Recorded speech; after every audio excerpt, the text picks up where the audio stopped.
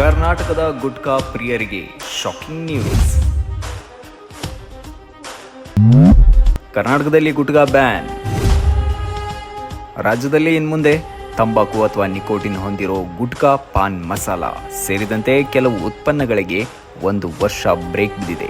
ಹೌದು, ಕರ್ನಾಟಕ ಆಹಾರ ಸುರಕ್ಷತಾ ಮತ್ತು ಔಷಧ ಆಡಳಿತ ಇಲಾಖೆಯ ಮೂಲಕ ತಂಬಾಕು ಹಾಗೂ ನಿಕೋಟಿನ್ ಹೊಂದಿರುವ ಗುಟ್ಕಾ ಹಾಗೂ ಪಾನ್ ಮಸಾಲ ಉತ್ಪನ್ನಗಳ ತಯಾರಿಕೆ, ಸಂಗ್ರಹಣೆ, ಸಾಗಣೆ, ವಿತರಣೆ ಮತ್ತು ಮಾರಾಟವನ್ನು 1 ವರ್ಷದ ಅವಧಿಗೆ ನಿಷೇಧಿಸಿದೆ.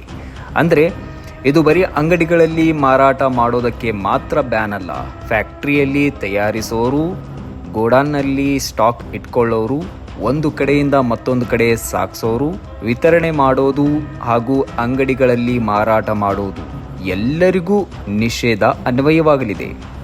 ಇನ್ನೊಂದು ಇಂಪಾರ್ಟೆಂಟ್ ವಿಚಾರ ಏನೆಂದರೆ, ತಂಬಾಕು ಅಥವಾ ನಿಕೋಟಿನ್ ಒಂದು ಪ್ಯಾಕೆಟ್ನಲ್ಲಿ ಪಾನ್ ಮಸಾಲವನ್ನು ಇನ್ನೊಂದು ಪ್ಯಾಕೆಟ್ನಲ್ಲಿ ಕೊಟ್ಟು ಗ್ರಾಹಕರು ಎರಡನ್ನೂ ಸೇರಿಸಿಕೊಂಡು ಗುಟ್ಕಾದ ರೀತಿಯಲ್ಲಿ ಸೇವಿಸುವಂತೆ ಮಾರಾಟ ಮಾಡಿದರೂ ಅಧಿಕಾರಿಗಳ ಕ್ರಮ ಕೈಗೊಳ್ಳಬಹುದು. ಈ ನಿಷೇಧ ಇಡೀ ಕರ್ನಾಟಕದ ರಾಜ್ಯಕ್ಕೆ ಅನ್ವಯವಾಗಲಿದೆ. ಇನ್ನು ನಿಷೇಧ ಜಾರಿಗೆ ಬರೋದ್ರಿಂದ ಅಂಗಡಿ ಮಾಲೀಕರು ಮತ್ತು ವಿತರಕರು ನಿಷೇಧ ಉತ್ಪನ್ನಗಳ ಬಗ್ಗೆ ಎಚ್ಚರ ವಹಿಸಬೇಕಾಗುತ್ತದೆ.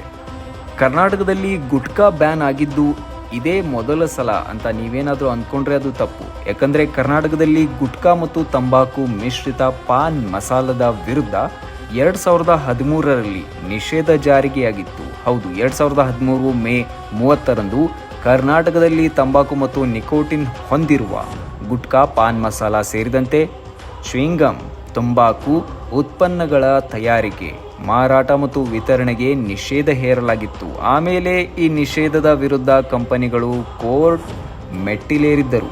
ಇದೀಗ ಮತ್ತೆ 2026ರಲ್ಲಿ ಸರ್ಕಾರ ಇದೇ ವಿಚಾರವನ್ನು 1 ವರ್ಷದ ಹೊಸ ನಿಷೇಧ ಆದೇಶ ಹೊರಡಿಸಿದೆ. ಈ ಬಾರಿ ಕೇವಲ ಅಂಗಡಿಗಳಲ್ಲಿ ಮಾರಾಟ ಮಾಡೋದಕ್ಕೆ ಮಾತ್ರ ಅಲ್ಲ, ತಯಾರಿಸೋದು, ಸ್ಟಾಕ್ ಇಟ್ಕೊಳ್ಳೋರು, ಸಾಗಿಸೋರು, ವಿತರಣೆ ಮಾಡೋರು ಮತ್ತು ಮಾರಾಟ ಮಾಡೋರಿಗೂ ನಿಷೇಧ ಅನ್ವಯವಾಗುತ್ತೆ.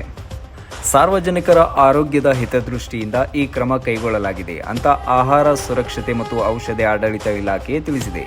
ಕರ್ನಾಟಕದಲ್ಲಿ ತಂಬಾಕು ಅಥವಾ ನಿಕೋಟಿನ್ ಹೊಂದಿರೋ ಗುಟ್ಕಾ ಮತ್ತು ಪಾನ್ ಮಸಾಲಾಗೆ 1 ವರ್ಷ ಬ್ರೇಕ್ ಬಿದ್ದಿದೆ. ಈ ಗುಟ್ಕಾ ಬ್ಯಾನ್ ಬಗ್ಗೆ ನಿಮ್ಮ ಅಭಿಪ್ರಾಯ ಏನು? ಕಮೆಂಟ್ಸ್ ಬಾಕ್ಸ್ನಲ್ಲಿ ತಿಳಿಸಿ. ಈ ವಿಡಿಯೋ ಇಷ್ಟವಾದರೆ ನಿಮ್ಮ ಹತ್ತಿರದವರಿಗೂ ಕಳುಹಿಸಿ.